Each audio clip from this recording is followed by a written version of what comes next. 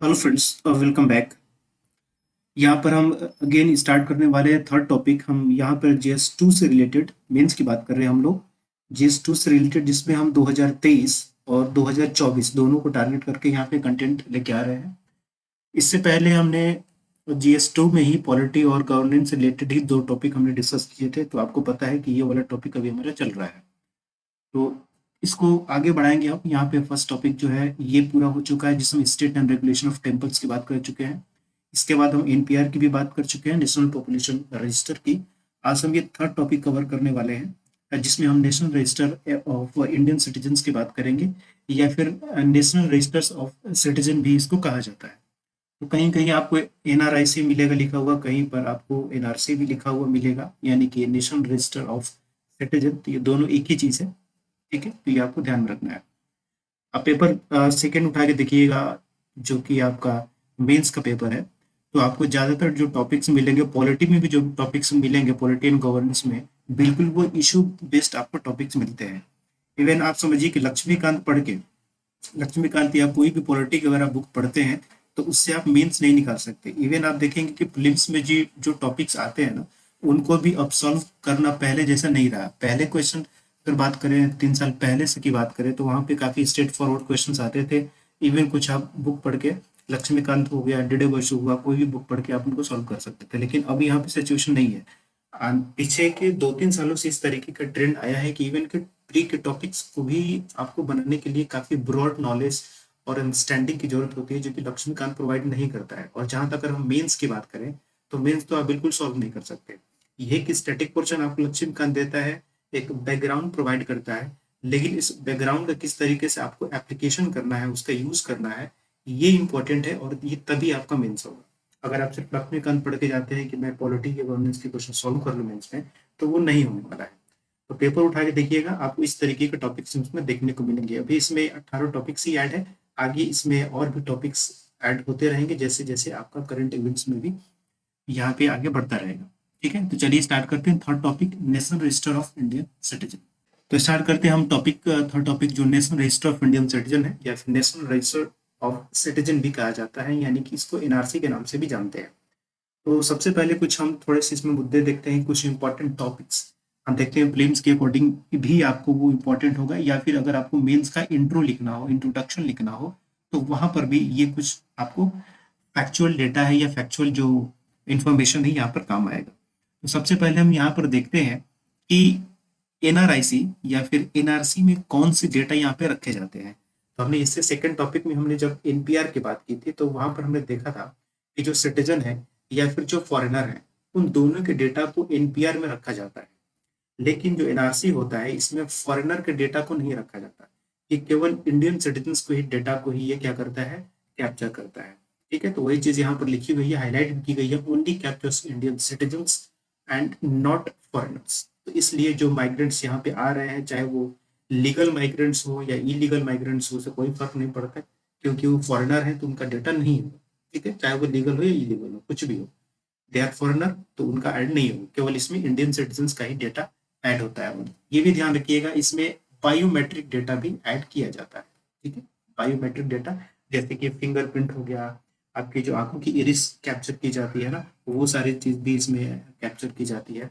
क्योंकि इसका आधार के साथ लिंक होता है, इसलिए आधार में आपको आपका फिंगरप्रिंट भी लगता है, आपका इरिस का स्कैन भी लगता है, तो वो ऑटोमेटिक इसमें बायोमेट्रिक कैप्चर भी हो जाता है।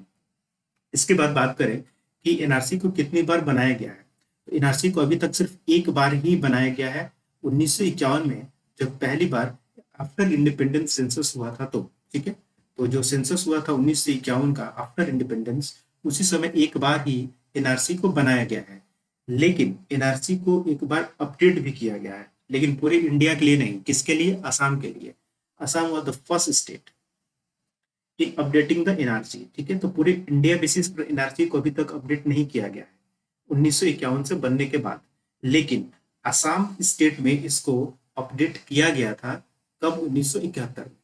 ठीक है, और इसमें यह कहा गया कि जो 24 मार्च 1971 से पहले जो भी लोग असम के इलेक्टोरल रोल में रजिस्टर्ड हैं, सिर्फ उन्हीं को एनआरसी में रखा जाएगा। आखिर ये डेटा क्यों लिया गया? ये 24 मार्च 1971 ही क्यों आया? क्योंकि आपको पता हो ये वो समय था जब इंडिया एंड पाकिस्तान के बीच में वॉर चल रहा था, ठीक है। और उस वॉर की वजह से क्या हुआ था कि जो बांग्लादेश था वो आजाद हो या बांग्लादेश बना, पाकिस्तान से अलग हो गए। तो उस समय क्या था कि बांग्लादेश से बहुत सारे ऐसे रिफ्यूजीज थे या फिर हम माइग्रेंट कह लें, वो क्या थे कि बांग्लादेश से आसपास जितने भी पड़ोसी राज्य हैं हमारे, जैसे कि असम हो गया, त्रिपुरा हो गया, या फिर वेस्ट बंगाल हुआ, तो इन सब स्टेट्स में वो जाने लगे, ठीक है। तो उन माइग्रेंट्स को या उन रिफ्यूजीज को हटाने के लिए ये कट ऑफ डेट रखा गया कि केवल 24 मार्च 1971 से पहले जो लोग इलेक्ट्रल रोल में रजिस्टर्ड हैं, केवल उन्हीं को एनआरसी के तहत रखा जाएगा असम के लिए, ठीक है। तो असम में ये दोबारा अपडेट किया गया था। बाकी ऑल इंडिया बेसिस पर ये अपडेट 1951 के बाद नहीं किया गया, ध्यान रखिएगा। फिलहाल ये न्यूज में इसलिए रहा क्योंकि एनपीआर की बात हो रही थी और फिर एनपीआर के थ्रू एनआरसी को भी अपडेट करने की बात की जा रही थी, ठीक है। तो ऑल इंडिया बेसिस पर यहाँ पे जो भी माइग्रेंट्स हैं या नॉन सिटीजन्स हैं उनको हटाने की बात की जा रही थी, फिर उनको माइग्रेंट या रिफ्यूजी का स्टेटस दिया जाएगा जो भी इलीगल माइग्रेंट्स होंगे। तो ये सारे मुद्दे आपको रहते हैं। ओके, तो ये आपको प्रीलिम्स के हिसाब से भी काफी इंपॉर्टेंट है, और आप ये इंट्रोडक्शन लिखना हो या कंक्लूजन कहीं लिखना हो उसमें भी आप यहाँ पे आंसर लिख सकते हैं, ठीक है। चलिए नेक्स्ट बात करते हैं हम यहाँ पे कि इम्पोर्टेंस क्या है या नीड क्या है, कि क्यों हमें आखिर एनआरसी की जरूरत पड़ेगी, क्यों हमें एनआरसी को अपडेट करना चाहिए, ठीक है। तो यहाँ पर हम उन सारे रीजंस की बात करेंगे, उन कारण की बात करेंगे कि जो कि इम्पोर्टेंट है इसको अपडेट करने के लिए या एनआरसी को दोबारा बनाने के लिए, ठीक है। चलिए यहाँ पर एक एक करके देखते हैं। यहाँ पे सबसे पहली चीज यहाँ पे आती है हमारी सिक्योरिटी रिस्क, क्योंकि आपको पता है जो भी इलीगल माइग्रेंट्स है, कि जो भी इलीगल माइग्रेंट्स है ये कहीं ना कहीं हमारे लिए एक सिक्योरिटी थ्रेट की तरह काम करते हैं। हमारे जितने भी बॉर्डर एरिया है, खास करके हम पाकिस्तान की बात करें या फिर कुछ एरिया हम बात करें जो कि हमारा म्यांमार के साथ लगा हुआ है, ठीक है। तो म्यांमार के साथ जो एरिया लगा है ना, तो वहाँ पे आपको नक्सल्स वगैरह देखने को मिलते हैं। पाकिस्तान से लगे हुए एरिया में आपको टेररिज्म देखने को मिलता है। तो ये जो इलीगल माइग्रेंट्स हैं जो चोरी छुपे देश में इंटर कर जाते हैं, उनको आइडेंटिफाई करने के लिए ये जरूरी है। So first is the security risk, ये हमारे लिए इंपॉर्टेंट हो जाता है। आप ही लोग चाहे तो सारे पॉइंट्स लिख सकते हैं जो मैं यहाँ पे बोल रहा हूँ या जो मैंने ये सब लिखे हैं, आप लोग इसे नोट कर सकते हैं। तो कॉपी और पेन लेके बैठिएगा और नोट करते चलिएगा। And second is the social justice. Social justice in the sense कि जैसे कि हमारे यहाँ के अपने सिटीजन ही आपको करीब 120 करोड़ है या 130 करोड़ है, और प्लस इसी में अगर इलीगल माइग्रेंट्स आ जाते हैं तो कहीं ना कहीं ये होता है ना कि हमारे जो वेलफेयर स्कीम्स होती हैं उनमें काफी डाइवर्जन देखने को मिलता है। ओके, तो हमारी वेलफेयर स्कीम्स हैं, चाहे सोशल जस्टिस से रिलेटेड हो या इकोनॉमी से रिलेटेड हो, कोई भी हमारी वेलफेयर स्कीम्स जो है वो बिल्कुल टारगेटेड हो, ठीक है। वेलफेयर स्कीम्स टारगेटेड हो और केवल उन्हीं लोग तक पहुंचे जो हमारे सिटीजन्स हैं। तो इसके लिए भी काफी इंपॉर्टेंट है कि इस डेटा को अपडेट होना चाहिए। साथ ही साथ पॉपुलेशन मैनेजमेंट की हम बात करें तो कहीं ना कहीं यहाँ पर भी बात आ रही है कि जो हमारे सिटीजन है या फिर जो इलीगल माइग्रेंट है, इनको आइडेंटिफाई करने से क्या होगा कि हम अपने सिटीजन्स के लिए एक बेहतर पॉपुलेशन रिलेटेड हम यहाँ पर स्कीम लेके आ सकते हैं, ठीक है। या कोई भी लॉ लेके आ सकते हैं जिसके अंडर उनको रिवॉर्ड भी किया जा सकता है, ठीक है। तो बहुत सारे ऐसे आपको यहाँ पर एक्ट और लॉ भी मिले होंगे। जैसे कि हरियाणा में एक बना था कि अगर आपको पंचायत का अगर इलेक्शन लड़ना है तो आपके पास 2 से ज्यादा बच्चे नहीं होने चाहिए, ठीक है। जो 2 से ज्यादा बच्चे नहीं होने चाहिए, तो ऐसा कानून यहाँ पे बना था। इसी तरीके का एक ड्राफ्ट कानून आपको यूपी में भी आया है। वैसे वो लॉ नहीं बना है लेकिन यूपी में भी आया है, ठीक है। तो इस चीज से यहाँ पर पॉपुलेशन मैनेजमेंट से भी यहाँ पे आपको। फोर्थ की बात करें तो यहाँ पर रिसोर्स क्रंच, जैसे हमने बात की थी असम में, तो असम में हमेशा एक इशू यहाँ पे ये रहा है कि जो बांग्लादेशी माइग्रेंट्स हैं, जो बांग्लादेशी माइग्रेंट्स हैं वो असम में इंटर कर जाते हैं। तो इसकी वजह से क्या होता है कि जो असम में हम लैंड की बात करें या फिर वहां पे हम जॉब्स की बात करें, तो वहां पर इन लोगों का धीरे धीरे एक अधिकार होने लगता है, या फिर वो असम के लोग ऐसा समझते हैं कि इन माइग्रेंट्स के आने की वजह से क्या है कि जो अपॉर्चुनिटीज है वो अपॉर्चुनिटीज क्या हुई है, वो उनके लिए डिक्लाइन हुई है, ठीक है। तो इस चीज इससे क्या होता है ना कि ये रिसोर्स आपके पास तो लिमिटेड है, ठीक है। रिसोर्स आपके पास लिमिटेड है। लेकिन जब इस तरीके से पॉपुलेशन इंक्रीज करेगी और जो बाहर के लोग भी अगर यहाँ पे आएंगे तो कहीं ना कहीं अपने सिटीजन के साथ ही रिसोर्स डिस्ट्रीब्यूशन में आपको कंपटीशन देखने को मिलता है। ओके, तो इस चीज को भी दूर करने के लिए रिसोर्स क्रंच जो है हमारा, इसको भी सही तरीके से हम डिस्ट्रीब्यूट कर पाए, तो इसके लिए भी हम यहाँ पे इस मैनेजमेंट की आवश्यकता है, यानी कि नर्सी को हमें अपडेट करने की आवश्यकता है। इसके अलावा हम बात करते हैं फिफ्थ पॉइंट पे, जहां पर highlight the migrant flows. Same वही बात है कि यहाँ पर सिर्फ सिटीजन को किया जाएगा और जो माइग्रेंट्स हैं उनको इसमें इंक्लूड नहीं किया जाएगा, तो इससे हमें पता लग जाएगा कि कौन कौन से माइग्रेंट्स हैं, कहाँ कहाँ पे रह रहे हैं। ठीक है, यानी कि कौन से हैं, हु कहाँ पे रह रहे हैं, ठीक है, where and from where came, from where came और कहाँ से वो आए हुए हैं, तो इन तीनों चीज तो आपको मिल जाएगा। ठीक है, यहाँ पे लिख देता हूँ मैं कौन है वो माइग्रेंट्स, ठीक है, कहाँ पे रह रहे हैं, या फिर फ्रॉम वेयर, वो कहाँ से आए हुए हैं, तो इन तीनों चीजों की जानकारी मिल जाती है, तो माइग्रेंट्स के बारे में भी हमारे पास एग्जैक्ट डाटा यहाँ पे मिल जाता है। साथ ही साथ बात करें सिक्स पॉइंट की, तो आइडेंटिफाइंग इलीगल माइग्रेंट्स, जैसा मैंने आपको फर्स्ट पॉइंट में सिक्योरिटी थ्रेट के बारे में बताया, तो वहीं पर सेम चीज यहाँ पर भी वो चीज अप्लाई हो जाएगी। तो आई होप ये सारी चीज समझ रहे होंगे। ध्यान रखिएगा, यूपीएससी आपसे डाइवर्सिफिकेशन मांगती है, ये नहीं करना है कि एक टॉपिक लिखना है उसमें बहुत सारी चीजें लिख दिए, जैसे आपने लिख दिया सिक्योरिटी रिस्क, सिक्योरिटी रिस्क में बहुत सारी चीजें हमने भर दिया, नहीं, एकदम बिल्कुल पॉइंट वाइज वहां पे कीजिए। यूपीएससी डिमांड डाइवर्सिटी, नॉट एकदम की एक ही टॉपिक में दुनिया भर का आप पैराग्राफ लिख दें। ठीक है, तो एक एक आप ये पॉइंट वाइज लिखिए, और पॉइंट वाइज में 1 से 2 लाइन, जिसे तो मैक्सिमम 2 लाइन तो बहुत हो गया, क्योंकि इसमें और भी बहुत सारी चीजें आपको लिखनी है। तो अभी हमने नीट के बारे में बात की, यानी कि क्यों जरूरत है एनआरसी की, ये बात की हमने। अब हम बात करते हैं कि आखिर क्या चैलेंजेस आएंगे, क्या इशू क्रिएट होंगे अगर हम एनआरसी को अपडेट करते हैं, या एनआरसी को अपडेट करने के प्रोसेस में क्या यहाँ पर हमें चैलेंजेस देखने को मिलती है। तो यहाँ पर चैलेंजेस को बताया गया है। तो फर्स्ट इज द कॉस्ट। ठीक है, जब हमने एनपीआर को अपडेट किया था, तो केवल आसाम की अगर मैं बात करूं, तो आसाम में ही करीब 60,000 लाख रुपए की यहाँ पे जरूरत पड़ी थी, और यहीं पर जब हम ऑल इंडिया बेसिस पर इसको अगर अपडेट करेंगे, तो कहीं ना कहीं 2 से 3 लाख करोड़ की यहाँ पे अमाउंट लगेगा। कितना लगेगा ऑल इंडिया बेसिस पे? 2 से 3 लाख करोड़ का अमाउंट लगेगा, जो कि एक प्रेशर क्रिएट करता है हमारे बजट पे, या फिर हमारे फाइनेंशियल रिसोर्सेज पे। तो ये हमारे लिए चैलेंज है। दूसरी चीज बात करते हैं एक्सक्लूजन की। अब जो हमारे यहाँ पे वैसे लोग जो इंडियन है, ठीक है, जो इंडियन है यानी कि इंडियन सिटीजन है, बट उनके पास लैक ऑफ सर्टिफिकेट, बट उनके पास सर्टिफिकेट नहीं है कि वो दिखा सके कि वो इंडियन सिटीजन ही है, तो फिर उन लोगों को किस तरीके से इसमें ऐड किया जाएगा, ये भी एक चैलेंज है। तो यहाँ पर उनका एक्सक्लूजन आपको देखने को मिल सकता है, ये एक प्रॉब्लम क्रिएट करेगा।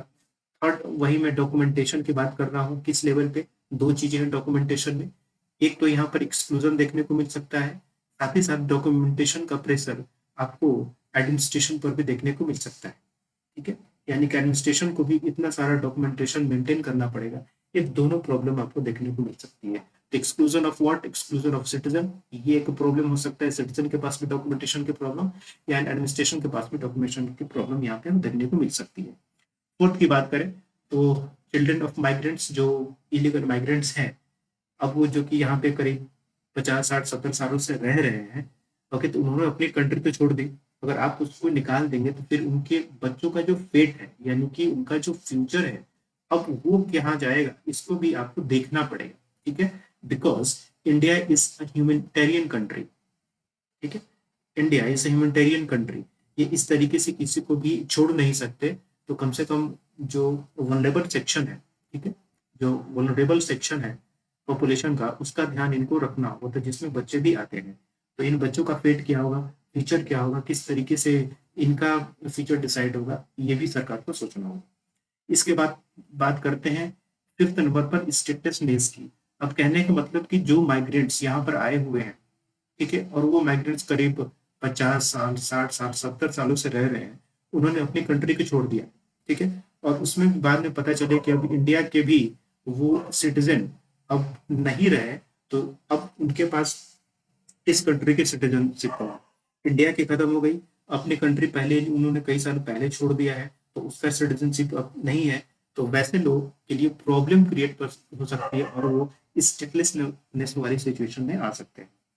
इसके बाद 6 पॉइंट की बात करें तो बर्डन इन जुडिशरी, ये प्रॉब्लम क्या करेगा कि बहुत सारे लिटिगेशन को जन्म देगा। ठीक है, बहुत सारे लिटिगेशन जो होंगे, केस वगैरह जो होंगे, जो लोग एक्सक्लूड हो गए इससे, जिनको बाहर निकाल दिया गया, वो कहाँ पे जाएंगे, वो जुडिशरी में जाएंगे। तो ऑलरेडी जुडिशरी में तो आपको बर्डन देखने को मिलता है, केसेस का ऑलरेडी बर्डन है कि निपटारा हो नहीं पाता है, और इसके अलावा इन प्रोसेस के थ्रू और भी लिटिगेशन का बोझ यहाँ पर जुडिशरी को देखने को मिलेगा। पॉइंट को नोट करते चाहिए चलिएगा इसमें, अदरवाइज जो टॉपिक्स है ये बहुत ईजी है, आप इसको आसानी से एक्सप्लेन कर सकते हैं, तो बस पॉइंट को नोट करते रहिए। 7 पॉइंट की बात करें, बायोलेटरल रिलेशंस। अब जिस कंट्री के माइग्रेंट्स यहाँ पे आए हुए हैं उनको आप निकालते हैं, ठीक है, जैसे कि बांग्लादेश। ठीक है, अब बांग्लादेश आपको पता है कि बांग्लादेश लिबरेशन के समय 1971 में बहुत सारे माइग्रेंट्स यहाँ पर या रिफ्यूजीज यहाँ पर आए और वो यहीं पे रह गए, उनको आप निकाल दीजिएगा तो कहीं ना कहीं क्या होगा कि फिर इंडिया और बांग्लादेश के बीच में रिलेशन को लेके आपको प्रॉब्लम हो। ठीक है, उसी तरीके से रोहिंग्यास थे। ठीक है, रोहिंग्यास थे, तो रोहिंग्यास जो है इनके रिगार्डिंग प्रॉब्लम इंडिया और किसके बीच में, म्यांमार के बीच में प्रॉब्लम क्रिएट हो सकती है। तो कहीं ना कहीं दो देशों के बीच में आपको बायोलेटरल रिलेशंस भी यहाँ पे थोड़े से अफेक्टेड होते हुए दिखाई दे सकते हैं। तो आपको बस यही लिखना है कि एग्जाम्पल लिख देना है कि 1970 India and Bangladesh found and migrants came, then it will create bilateral tension between India and Bangladesh and current issues for Rohingyas. So tension between India and Myanmar can be created. तो इसी तरीके से बस आपको लिख देना है। ठीक है, एग्जामिनर पैराग्राफ नहीं पढ़ता, पैराग्राफ आपको लिखना नहीं है, बस इस तरीके से लिखना है कि एग्जामिनर का आप पे नजर चला जाए, आपकी आंसर पे नजर चला जाए, बस आपको वहीं पे मार्क्स मिल जाए। ठीक है, आई होप ये सारी चीज समझ में आएगी। डाइवर्सिटी मेंटेन रखना है आपको, हमेशा पॉइंट्स को मेंटेन रखना है, बहुत ज्यादा एक पॉइंट के अंदर में नहीं लिखना है। ठीक है, चलिए नेक्स्ट बात हम करते हैं ये कि वे फॉरवर्ड क्या होना चाहिए, यानी कि अब यहाँ पर हमारा सॉल्यूशन क्या होना चाहिए कि एनआरसी को अपडेट करें या ना करें, एक बीच का रास्ता हमें यहाँ पे अपनाना होता है। ये वे फॉरवर्ड क्या होगा, फेट ऑफ द एक्सक्लूडेड, खास करके किसका, जो कि वल्नरेबल सेक्शन है। ठीक है, जो कि वल्नरेबल सेक्शन है, जैसे कि चिल्ड्रन हो गए, ओके, वीमेन वगैरह हो गए, ओके, ओल्ड पीपल हो गए। तो अब वो जब एक्सक्लूड हो जाएंगे तब उनके पास प्रॉब्लम किस चीज की हो जाएगी, स्टेटलेसनेस की प्रॉब्लम हो जाएगी। ठीक है, तो फिर उनका फिट किस तरीके से डिसाइड किया जाएगा, ये भी यहाँ पे सरकार को डिसाइड करने की जरूरत होगी। फास्टर जुडिशरी, आपको पता है कि एक्सक्लूड किए हुए जो लोग हैं वो कोर्ट में जाएंगे, लिटिगेशन का क्या होगा, प्रेशर जो होगा जुडिशरी पे वो इंक्रीज करेगा। इस वजह से हमें यहाँ पे कुछ फास्ट प्रोसेस या फिर हमें फास्ट कोर्ट जो होते हैं ना, जल्दी कोशिश का निपटारा करें, उसके लिए एक्स्ट्रा कोर्ट को यहाँ पे और बनाना पड़ेगा, जो केवल वही मुद्दे वहां पे देखेंगे। वर्क परमिट की बात करें तो जो लोग यहाँ पे माइग्रेंट्स वगैरह आए हुए हैं, ठीक है, वो कुछ ना कुछ यहाँ पे काम करते हैं, कहीं पर जॉब वगैरह कर रहे हैं, ओके, तो कुछ वर्क कर रहे हैं, अब उनका क्या हो जाएगा कि वर्क से एक्सक्लूजन हो जाएगा, उनकी नौकरी छूट जाएगी। अब वो सिटीजन नहीं रहेंगे तो कोई भी कंपनी या फिर सरकारी नौकरी तो कर नहीं पाएंगे, क्योंकि अब सिटीजन नहीं रहे वो। कंपनियां भी जो है अब वो भी उनको निकाल देगी, क्योंकि उनके बीच में कहीं ना कहीं इस चीज को डर रहेगा, कहीं इलीगल माइग्रेंट्स तो नहीं है, कोई लिटिगेशन वगैरह का प्रॉब्लम तो नहीं हो जाता है, तो सर जो प्राइवेट कंपनियां भी हैं वो भी इनको जॉब नहीं देंगी। तो इसलिए जॉब से भी इनको हाथ धोना पड़ सकता है। तो इस केस में क्या हुआ, यहाँ पर सरकार कर सकती है कि गवर्नमेंट क्या करे कि वर्क परमिट लेके आए फॉर माइग्रेंट्स। ठीक है, तो माइग्रेंट्स को वर्क परमिट का एक कार्ड दिया जाए और फिर उनको यहाँ पे जॉब वगैरह भी दिया जा सकता है प्राइवेट सेक्टर में। सरकारी सेक्टर में नहीं मिल सकता क्योंकि वो इंडियन सिटीजन नहीं है, बस भले वो माइग्रेंट्स है तो प्राइवेट जॉब वो कर सकते हैं या कुछ सेल्फ एम्प्लॉयमेंट टाइप का कुछ वो काम कर सकते हैं, इसलिए सरकार वर्क परमिट भी यहाँ पर बनाए। साथ ही साथ जुडिशियल यूज किसका, एनआरसी का। अब जो एनआरसी के अंदर जो डेटा है ना, ये डेटा हर पर्सन, हर इंडियन सिटीजन का डेटा है। ठीक है, अब इंडियन सिटीजन का पूरा इसमें बायोडाटा है, आप पूरा समझ लीजिए कि बायोडाटा है। बायोडाटा मीन्स की उसका नाम क्या है, उसका एड्रेस क्या है, उसका जेंडर क्या है, उसकी एज क्या है, ओके, और उसका बायोमेट्रिक डेटा भी है। तो सरकार के पास पूरा एक बायोडाटा होगा इंडियन सिटीजन का, तो कोई भी अगर सरकार के अगेंस्ट बोलता है तो सरकार वहां पे क्या कर सकती है, उनका डेटा यूज करके उसको टारगेट कर सकती है। ठीक है, तो यहाँ पर ये कहा गया है कि जुडिशियल यूज होना चाहिए इन बायोडेटा का या फिर इस डेटा का। सरकार जो है, government should not target, government should not target any particular individual और कम्युनिटी। ठीक है, तो ये चीज आपको, ये लाइन भी वहां पे लिखनी है। तो ये कुल मिला के यहाँ पे 4 पॉइंट हो जाते हैं आपको, 1 2 3 और 4 पॉइंट हो जाते हैं जहाँ पे सॉल्यूशन भी आपको प्रोवाइड किया गया। तो आई होप आपको ये सारी चीजें समझ में आई होंगी। एनआरसी के बारे में और थोड़ा पढ़िएगा, कहीं से अगर कुछ मिल जाए तो, अदरवाइज मेंस में आप यहाँ से काफी पॉइंट लेके लिख सकते हैं। इसके बाद जो हम नेक्स्ट टॉपिक कवर करेंगे वो होगा डिलिमिटेशन कमीशन। डिलिमिटेशन कमीशन आपको पता होगा, आपने पॉलिटी में पढ़ा होगा कि जो इलेक्ट्रोल एरिया होते हैं, जो कॉन्स्टिट्यूंसीज होती हैं, उनको डिवाइड करने के लिए, डिसाइड करने के लिए यूज किया जाता है। क्या? जो कॉन्स्टिट्यूंसीज होती हैं, ठीक है, उनको लिमिट करने के लिए, उनको डिमार्केट करने के लिए डिलिमिटेशन कमीशन को लाया जाता है। तो इसके बारे में हम 4th नंबर का टॉपिक हम इसे आगे आने वाले क्लास में पढ़ेंगे। चलिए मिलते हैं नेक्स्ट टॉपिक के साथ। Thank you.